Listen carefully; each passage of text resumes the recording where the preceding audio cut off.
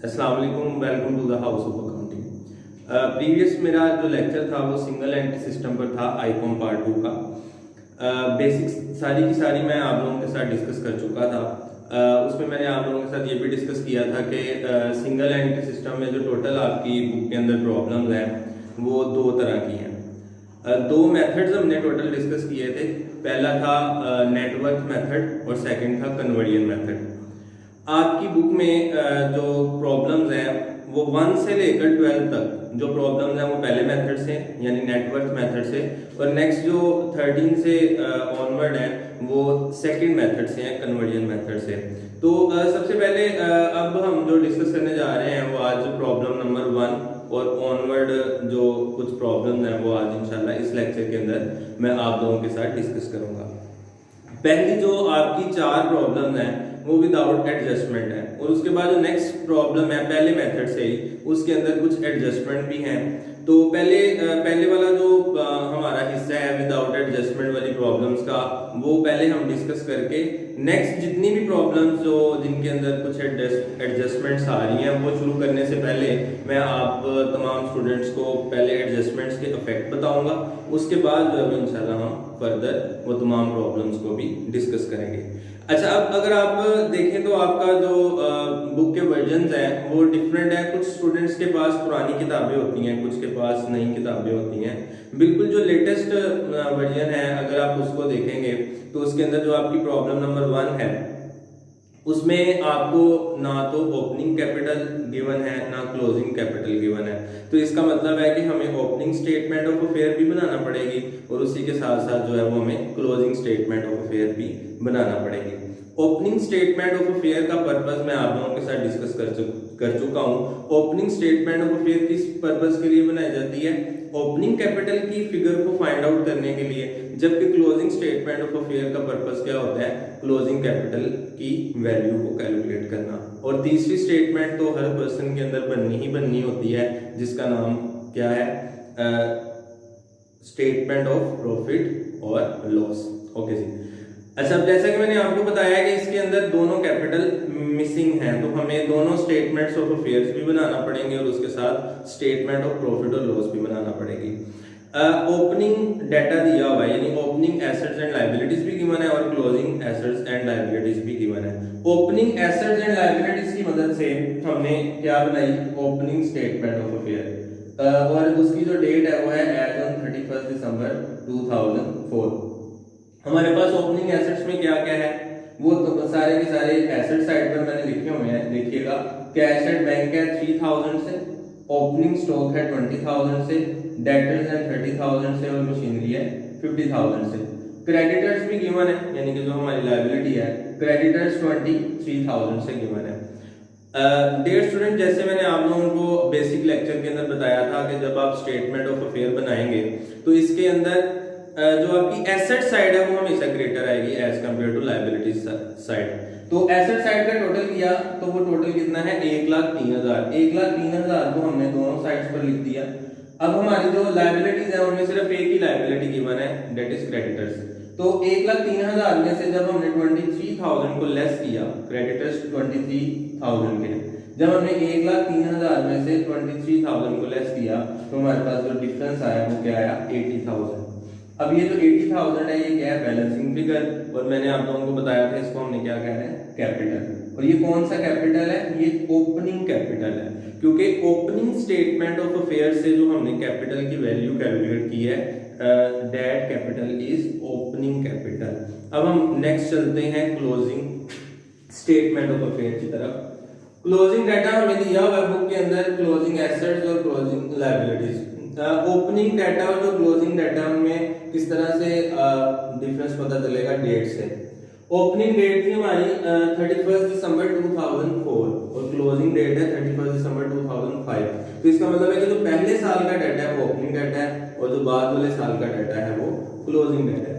अब इसके अंदर हमें उसी तरह से cash at bank, closing stock, debtors और मशीनरी, ये तमाम एसेट्स और क्रेडिटर्स एक ही लायबिलिटी हमें गिवन है। तो ये तमाम जो है वो एसेट्स को हमने पुट किया। Cash at bank 4000, closing stock 25,000, debtors 40 5,000 और मशीनरी 45,000। इन तमाम का टोटल किया तो ये आया 1,19,000। अब ये टोटल दोनों साइड्स पर लिख दिया हमने क्लोजिंग जब हम करते हैं। अच्छा, अब इसमें जो हमारे क्रेडिटर्स थे वो कितने थे? 25,000। 1,19,000 में से जब हम 25,000 को लेस करेंगे तो हमारे पास डिफरेंस कितना आएगा? हमारे पास डिफरेंस आएगा 94,000। और ये जो 94,000 है ये क्या है हमारा? ये हमारा क्लोजिंग कैपिटल है। तो डियर स्टूडेंट्स, हमने ओपनिंग कैपिटल बी कैलकुलेट कर लिया, इसी तरह से हमने क्लोजिंग कैपिटल बी कैलकुलेट कर लिया। अब हम लास्ट पर हमारे जो मेन स्टेटमेंट है, यानी जो हमारा मेन पर्पस होता है क्वेश्चन के अंदर, उसकी तरफ आते हैं। मैंने आपको बेसिक लेक्चर के अंदर बताया था कि जो स्टेटमेंट ऑफ प्रॉफिट और लॉस होती है उसकी डेट हमेशा कौन सी आती है? क्लोजिंग डेट आती है। इस क्वेश्चन के अंदर जो है हमें कंपनी का नाम नहीं गिवन था, इसलिए सिर्फ हमने स्टेटमेंट का नाम लिखा है और उसके बाद हमने क्लोजिंग डेट लिखी है। तो क्लोजिंग डेट क्या थी हमारे पास? 31 दिसंबर 2005। अब इसमें इसके फॉर्मेट में सबसे पहले क्या आता है? Closing capital. क्लोजिंग कैपिटल में हम ऐड करते हैं ड्राइंग्स। अच्छा बेटा, इस पहली प्रॉब्लम के अंदर जो ड्राइंग्स गिवन है वो लिखा हुआ है 300 पर मंथ। अच्छा, अगर सिर्फ टोटल वैल्यू लिखी होगी ड्राइंग्स की तो इट्स मीन दैट ये हमारी पूरे साल की ड्राइंग है। पर एनम भी लिखा हो सकता है, एनुअल भी लिखा हो सकता है। तो अब जब आपकी ड्राइंग्स की वैल्यू के साथ ये लिखा होगा पर मंथ, तो इट्स मीन दैट हमें उसको कन्वर्ट करना पड़ेगा पर ईयर के अंदर।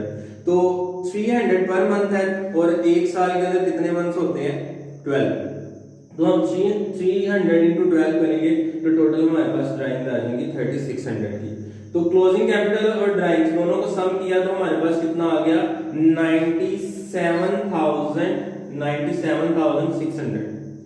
इसके बाद नेक्स्ट हम इसमें से क्या करते हैं? फर्दर कैपिटल को लेस करते हैं। फर्दर कैपिटल लेस किया, वो कितना था? वो बुक के अंदर गिवन है। फर्दर कैपिटल मैंने आप लोगों को बताया था फ्रेश कैपिटल के नाम से भी आ सकता है और न्यू कैपिटल के नाम से भी आ सकता है। 97,600 में से हमने लेस किए 10,000 तो हमारे पास एडजस्टेड कैपिटल कितना आ गया? 87,600। और लास्ट पर जब हम एडजस्टेड कैपिटल में से ओपनिंग कैपिटल को लेस करेंगे 80,000 को तो हमारे पास जो डिफरेंस आया दैट इज 7,600। तो मैंने स्टूडेंट्स आप लोगों को बताया था कि अगर हमारा एडजस्टेड कैपिटल ग्रेटर होगा और ओपनिंग कैपिटल लेसर होगा तो दोनों का जो डिफरेंस आएगा वो प्रॉफिट की सूरत में आएगा। तो हमारे पास इसका जो नेट प्रॉफिट आया वो कितना आया? 7,600। अब हम फर्दर जो है वो नेक्स्ट प्रॉब्लम की तरफ बढ़ते हैं। जी नेक्स्ट स्टूडेंट्स हम डिस्कस करने जा रहे हैं प्रॉब्लम नंबर 3, 4 एंड 5। अच्छा, मैंने आपको प्रॉब्लम नंबर 1 अभी डिस्कस हमने की। प्रॉब्लम नंबर 2 क्यों नहीं मैं आप लोगों के साथ डिस्कस कर रहा हूँ? उसकी रीज़न ये है कि प्रॉब्लम नंबर 2, 3 और 4 जो है वो सेम पैटर्न से हैं, यानी कोई बहुत ज़्यादा जो है वो डिफरेंस नहीं है तीनों के अंदर। तीनों का जो पैटर्न है वो इस तरह से है कि तीनों के अंदर ओपनिंग कैपिटल भी गिवन है और क्लोजिंग कैपिटल भी गिवन है। इसका मतलब है कि ना तो हमें तीनों प्रॉब्लम्स के अंदर ओपनिंग स्टेटमेंट ऑफ अफेयर बनानी पड़ेगी और ना ही हमें क्लोजिंग स्टेटमेंट ऑफ अफेयर बनानी पड़ेगी। हमें सिर्फ और सिर्फ क्या बनाना पड़ेगा? हमें सिर्फ और सिर्फ एक ही स्टेटमेंट बनानी पड़ेगी जो कि प्रॉफिट, जिसका नाम है स्टेटमेंट ऑफ प्रॉफिट और लॉस।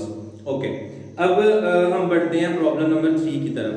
इसके अंदर उस एक छोटा सा जो हिंट है, यानी जिसके अंदर डिफिकल्टी होती है स्टूडेंट्स को, वो ये है कि जो फर्दर कैपिटल है वो थोड़ा सा उसने चेंज करके दिया हुआ है। यानी इस तरह से है कि मैं स्टेटमेंट पढ़ देता हूँ प्रॉब्लम नंबर 3 की। मैं स्टार्ट से क्वेश्चन पढ़ रहा हूँ। कह रहा है Khubaib keeps his book by the single entry system. His capital on 30th June 2010 was ₹38,000। His capital on 1st July 2009 was 20,000।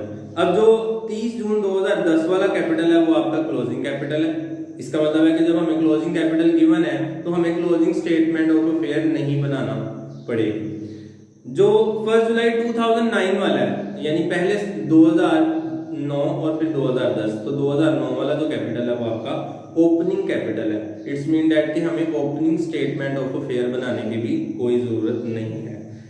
Next कह रहे हैं withdraw for his house hold purpose ₹600 per month. तो वो अपने जाती इस्तेमाल के लिए जो चीजें ले रहा है वो क्या है, वो ड्राइंग्स है। और ड्राइंग्स मैंने पहले भी आपके साथ डिस्कस कर चुका हूँ कि अगर पर मंथ ही है तो आपने 12 से मल्टीप्लाई करके उसको लिखना है अपनी स्टेटमेंट के अंदर। नेक्स्ट वो कह रहे हैं ही सोल्ड हिज इन्वेस्टमेंट। ये वाली जो स्टेटमेंट मैं पढ़ने लगा हूँ यहां से हमें पता चलेगा कि हमारा फर्दर कैपिटल कितना है। कहते हैं he sold his investment worth ₹4,000 at 3% premium and brought that money into the business. वो कह रहे हैं कि उसने अपनी इन्वेस्टमेंट को सेल किया है और इन्वेस्टमेंट जो सेल की है वो 3% प्रीमियम पर की है। इसका मतलब ये हुआ कि जो उसने इन्वेस्टमेंट सेल की है उसकी टोटल जो वैल्यू है उसके अंदर हम उसका प्रीमियम ऐड कर देंगे। प्रीमियम का मतलब होता है अजाफी यानी प्रॉफिट पर। अगर वो कहता है डिस्काउंट पर की है या लॉस पर की है तो इसका मतलब है कि वो जो अमाउंट होगी वो हम उसमें से लेस कर देंगे। प्रीमियम कहेगा तो हम इन्वेस्टमेंट की जो एक्चुअल कॉस्ट होगी उसके अंदर प्रीमियम की वैल्यू ऐड कर देंगे। 3% वैल्यू इन्वेस्टमेंट की कितनी है 4,000 का 3% लेकर हम 4,000 के अंदर ही ऐड कर देंगे इन केस ऑफ प्रीमियम। इस क्वेश्चन के अंदर उसने प्रीमियम बोला है, इसका मतलब है कि इजाफा हुआ है। अगर वो हमें डिस्काउंट कहेगा या लॉस कहेगा तो हम फिर क्या करेंगे, हम उसमें से वो अमाउंट लेस कर देंगे जी। तो ये वो पॉइंट था जो कि स्टूडेंट्स को डिस्टर्ब करता है। अच्छा, इसके अलावा कोई इस क्वेश्चन के अंदर टेक्निकलिटी नहीं है। अच्छा, ये वाले जो क्वेश्चन है प्रॉब्लम नंबर 3, 4 वगैरह, ये पहले प्रीवियस जो आपके बुक्स के वर्जन है उनके अंदर नहीं होता था। जब ये इस तरह के क्वेश्चन पेपर के अंदर आना शुरू हुआ तो तब से जो है वो सुहेल अफजल साहब ने भी अपनी बुक के अंदर ये वाले क्वेश्चंस को ऐड कर दिया है। अच्छा, अब वैल्यूज वगैरह चेंज हो सकती हैं न्यू या ओल्ड वर्जन के अंदर, लेकिन मेथड सेम रहेगा हर सवाल का, कैलकुलेशन सेम रहेगी, यानी उसमें कोई किसी किस्म का प्रॉब्लम नहीं आएगा। आप लोगों को सिर्फ और सिर्फ वैल्यू का डिफरेंस आ सकता है। अगर इस बुक के अंदर इन्वेस्टमेंट 4,000 की दी हुई है तो किसी बुक के अंदर कम ज्यादा अमाउंट भी हो सकता है, रेट का डिफरेंस भी हो सकता है, तो लिहाजा परेशानी वाली कोई बात नहीं है। तो आप लोगों ने सिर्फ पैटर्न को फॉलो करना है कि पैटर्न क्या है जी। तो अब हम देखते हैं। अच्छा, यहाँ तक मैंने क्वेश्चन डिस्कस आप लोगों के साथ कर लिया और लास्ट पर उसने जो रिक्वायरमेंट कही हुई है वो यही कही हुई है, calculate the profit of the Hubaib for the year 2000, यानी जो भी हमारा साल है जी। सबसे पहले देखिएगा कि क्लोजिंग कैपिटल हमारे पास कितने का है, जो कि गिवन है वो 38,000 का। ड्राइंग्स पर मंथ दी हुई थी तो पर मंथ 600 है, 600 इंटू 12 करेंगे तो हमारे पास टोटल ड्राइंग्स आ जाएगी 7200 की। 38,000 प्लस 7200 किया तो हमारे पास जो टोटल आ गया सम वो आ गया 45,200। 45,200 में से हम लेस कर देंगे फर्दर कैपिटल। ये मैंने नीचे उसकी एक्सप्लेनेशन लिखी हुई है। 4,000 की इन्वेस्टमेंट है और उसके अंदर जो इन्वेस्टमेंट सेल की है वो प्रीमियम पर की है 3%। 4,000 का 3% लेंगे तो वो कितना आएगा 120 प्लस 4,000 करेंगे तो फर्दर कैपिटल टोटल हो गया 4,120। तो ऊपर जो हमारे पास सम आया था 45,200। 45,200 में से 4,120 लेस करेंगे तो हमारे पास एडजस्टेड कैपिटल ये हमारे पास आ जाएगा 41,080। 41080। नेक्स्ट जो हमारे पास ओपनिंग कैपिटल है वो भी गिवन है, कैलकुलेट करने की जरूरत नहीं है, वो है 20,000। तो 41,080 में से 20,000 लेस करेंगे तो हमारे पास प्रॉफिट कितना आ जाएगा 21,080। तो ये हमारा स्टूडेंट्स यहाँ तक क्वेश्चन कंप्लीट हो गया। तो इस क्वेश्चन में भी हमारा प्रॉफिट निकला eight the end of the year. Next हम देखते हैं प्रॉब्लम नंबर 4। प्रॉब्लम नंबर 4 के अंदर जो एडजस्टेड जो आपका फर्दर कैपिटल है वो थोड़ा सा और मतलब उसने स्टेटमेंट को थोड़ा सा चेंज करके दिया हुआ है। प्रॉब्लम नंबर 3 अभी जो हमने किया उसके अंदर उसने कहा था कि उसने अपनी इन्वेस्टमेंट को सेल किया है और इन्वेस्टमेंट को सेल करके जो पैसे उसके पास आए हैं वो सारे के सारे पैसे अपने बिजनेस के अंदर उसने इन्वेस्ट कर दिए हैं। प्रॉब्लम नंबर 4 के अंदर क्या है, वो कह रहे हैं कि उसने लैपटॉप अपना सेल किया है और लैपटॉप सेल उसने किया लॉस पर। मैंने आपसे पहले भी डिस्कस कर लिया कि अगर लॉस होगा या डिस्काउंट होगा तो हम उसमें से लेस कर देंगे। तो अब वो तो कह रहे हैं कि वो जो लैपटॉप उसने सेल किया है उसकी जो पैसे हैं उसकी जो अमाउंट है वो भी वो अपने बिजनेस के अंदर ले आया है और एज सच दोनों में कोई डिफरेंस नहीं है। ओपनिंग कैपिटल गिवन है, क्लोजिंग कैपिटल गिवन है, ड्राइंग्स गिवन है और फर्दर कैपिटल का ये एक थोड़ी सी स्टेटमेंट उसने चेंज करके दी हुई है। तो ये देखिएगा, सबसे पहले क्लोजिंग कैपिटल है जी इस क्वेश्चन के अंदर, यानी प्रॉब्लम नंबर 4 के अंदर हमारे पास 96,000 का। 96,000 में ड्राइंग्स पूरे साल की दी हुई है, वो है 17,400। तो दोनों को ऐड किया तो हमारे पास आ गया 113400। इसके बाद फर्दर कैपिटल मैंने अभी आपको बताया कि उसने कहा कि उसने अपना लैपटॉप जो है वो सेल आउट किया है। लैपटॉप की एक्चुअल जो वैल्यू थी वो थी 20,000 और वो जो उसने सेल किया है वो उसने 10% लॉस पर किया है। तो 20,000 का अगर हम कैलकुलेट करें 10% तो वो हमारे पास कितना आएगा 2,000। 20,000 में से 2,000 लेस करेंगे तो जो फर्दर कैपिटल की वैल्यू रह जाएगी वो कितनी रह जाएगी 18,000। तो ऊपर जो हमारे पास सम आया हुआ था उसमें से 18,000 को लेस करेंगे तो हमारे पास एडजस्टेड कैपिटल कितना आ जाएगा 95,400। 95,400 में से ओपनिंग कैपिटल को जब हम लेस करेंगे तो हमारे पास जो ओपनिंग कैपिटल है वो कितना था 1 लाख। तो 95 एडजस्टेड कैपिटल कम है इस क्वेश्चन के अंदर और जो ओपनिंग कैपिटल है वो ज्यादा है। तो मैंने आप लोगों को पहले बता दिया हुआ है कि अगर एडजस्टेड कैपिटल लेसर होगा और ओपनिंग कैपिटल ग्रेटर होगा तो जो दोनों का डिफरेंस आएगा वो हमारे पास लॉस की सूरत में आएगा। अकाउंटिंग के अंदर कोई भी जब हम कैलकुलेशन करते हैं तो उसका आंसर माइनस में नहीं लिखा करते। तो लिहाजा ये जो लॉस हमारे पास है, loss eight the end of the day वो है 4,600। अब हम बढ़ते हैं नेक्स्ट प्रॉब्लम की तरफ, प्रॉब्लम नंबर 5। मैं आप लोगों के साथ पहले भी डिस्कस कर चुका हूं प्रीवियस जो हमारी डिस्कशन थी उसके अंदर कि प्रॉब्लम नंबर 4 तक कोई किसी किस्म की एडजस्टमेंट नहीं है तमाम प्रॉब्लम्स के अंदर। अब प्रॉब्लम नंबर 5 की तरफ जब हम बढ़ते हैं तो उसमें एक एडजस्टमेंट ऐड की हुई है और वो कौन सी एडजस्टमेंट है, that is interest on capital. Interest on capital का इफेक्ट स्टेटमेंट ऑफ अफेयर पर नहीं होता, ना ओपनिंग स्टेटमेंट ऑफ अफेयर पर होता है ना ही क्लोजिंग स्टेटमेंट ऑफ अफेयर पर होता है। वैसे भी जितने भी एडजस्टमेंट के इफेक्ट होते हैं वो क्लोजिंग स्टेटमेंट ऑफ अफेयर पर होते हैं, लेकिन जो इंटरेस्ट ऑन कैपिटल है उसका इफेक्ट सिर्फ और सिर्फ स्टेटमेंट ऑफ प्रॉफिट और लॉस पर ही होता है हमेशा। अच्छा, अब इसको समझने से पहले आप लोग इसका कॉन्सेप्ट समझ लें कि इंटरेस्ट ऑन कैपिटल को हमने किस तरह से कैलकुलेट करना होता है। जो हमारे पास प्रॉफिट आ जाता है, यानी जब जैसे हमने पीछे भी तमाम जो क्वेश्चंस के अंदर स्टेटमेंट ऑफ प्रॉफिट और लॉस बनाई उसके अंदर जब हम क्लोजिंग कैपिटल में से ड्राइंग्स को ऐड करके दोनों कैपिटल्स को लेस करके जब हम प्रॉफिट कैलकुलेट कर लेते हैं, वो जो प्रॉफिट हमारे पास आता है उस प्रॉफिट में से फर्दर हमने इंटरेस्ट ऑन कैपिटल को लेस करना होता है। अच्छा, अब हमारे पास जो कैपिटल होते हैं वो टोटल 3 तरह के होते हैं। कौन कौन से? Number 1 is opening capital, number 2 is further capital, number 3 is closing capital. अच्छा माय डियर स्टूडेंट्स, अब आप लोगों ने याद रखना है कि क्लोजिंग कैपिटल के ऊपर इंटरेस्ट चार्ज नहीं किया जा सकता। उसकी रीजन ये है, उसकी लॉजिक ये है कि जो क्लोजिंग कैपिटल है उसकी वैल्यू हमारे पास at the end of the year आती है, तो इसका मतलब है कि उसके ऊपर हम कोई किसी किस्म का इंटरेस्ट चार्ज नहीं करेंगे। इंटरेस्ट अगर चार्ज होगा वो 2 कैपिटल्स के ऊपर होगा। कौन कौन से? ओपनिंग कैपिटल के ऊपर और फर्दर कैपिटल के ऊपर। अच्छा, अब आप लोगों ने ये भी याद रखना है कि जो ओपनिंग कैपिटल के ऊपर जब हम इंटरेस्ट चार्ज करेंगे तो वो हमेशा पूरे साल का करेंगे। हमारे पास जो इंटरेस्ट का रेट होता है वो पर एनम होता है, यानी जो रेट है वो हमें पूरे साल का दिया होगा। तो ओपनिंग कैपिटल के ऊपर पूरे साल का इंटरेस्ट चार्ज करेंगे और फर्दर कैपिटल के ऊपर इंटरेस्ट चार्ज करते वक्त हम ये देखेंगे कि फर्दर कैपिटल ओनर ने किस डेट को इंट्रोड्यूस करवाया था। फॉर एग्जांपल जो फाइनेंशियल ईयर है वो स्टार्ट हो रहा है 1 जनवरी से और एंड हो रहा है 31 दिसंबर को। अब पूरे इस साल के दौरान अगर ओनर ने अपना फर्दर कैपिटल जो इंट्रोड्यूस करवाया, अगर वो 1 जुलाई को करवाया, इसका मतलब है कि पहले वाले 6 महीने गुजर चुके हैं। अब जुलाई से लेकर दिसंबर तक अगर हम मंथ्स को काउंट करें तो वो बनेंगे टोटल 6। तो अगर फर्दर कैपिटल जुलाई में इंट्रोड्यूस करवाया तो हम 6 मंथ का इंटरेस्ट चार्ज करेंगे। तो फर्दर ओपनिंग कैपिटल के ऊपर पूरे साल का इंटरेस्ट चार्ज होगा हमेशा, जबकि फर्दर कैपिटल के ऊपर उसकी डेट के अकॉर्डिंगली हम इंटरेस्ट चार्ज करेंगे। प्रॉब्लम नंबर 5 के अंदर जो हमें डाटा दिया हुआ उसने, उसके अंदर फर्दर कैपिटल जो उसने इंट्रोड्यूस करवाया वो जुलाई में करवाया और साल जो शुरू हो रहा है वो जनवरी से हो रहा है और एंड 31 दिसंबर को हो रहा है। तो इसका मतलब ये होगा कि हम 6 मंथ का फर्दर कैपिटल के ऊपर इंटरेस्ट चार्ज करेंगे। बाकी सारे का सारा क्वेश्चन एज इट इज रहेगा।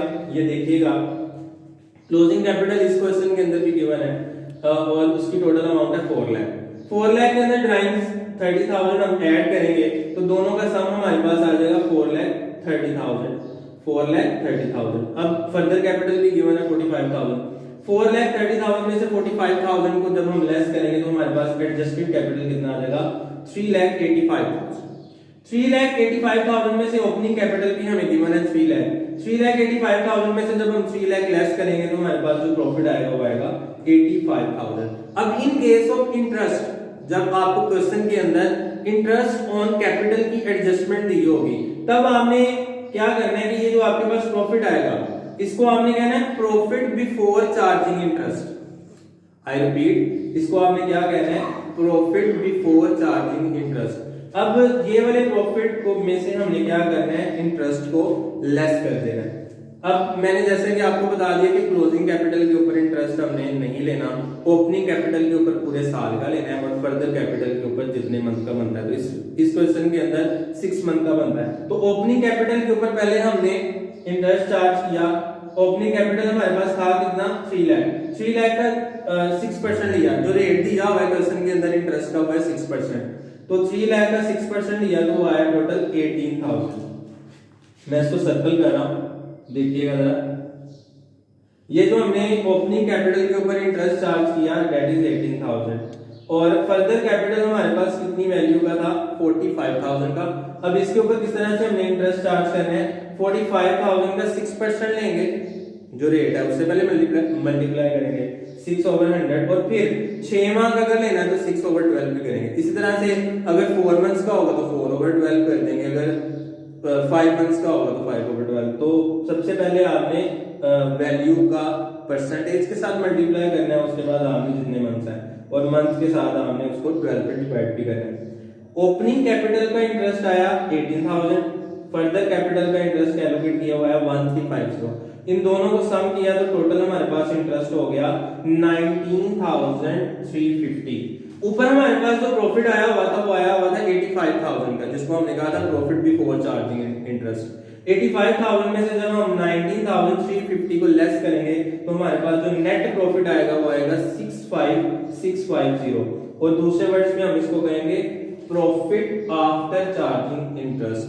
बहुत शुक्रिया स्टूडेंट्स मेरी वीडियो को देखने का। पहले भी आप लोगों से रिक्वेस्ट कर चुका हूं कि मेरी वीडियोस को देखें, लाइक भी करें और मेरे चैनल को भी सब्सक्राइब करें। अपना बहुत सारा ख्याल रखिएगा, मुझे दुआओं में याद रखिएगा। बहुत शुक्रिया, अल्लाह हाफिज़।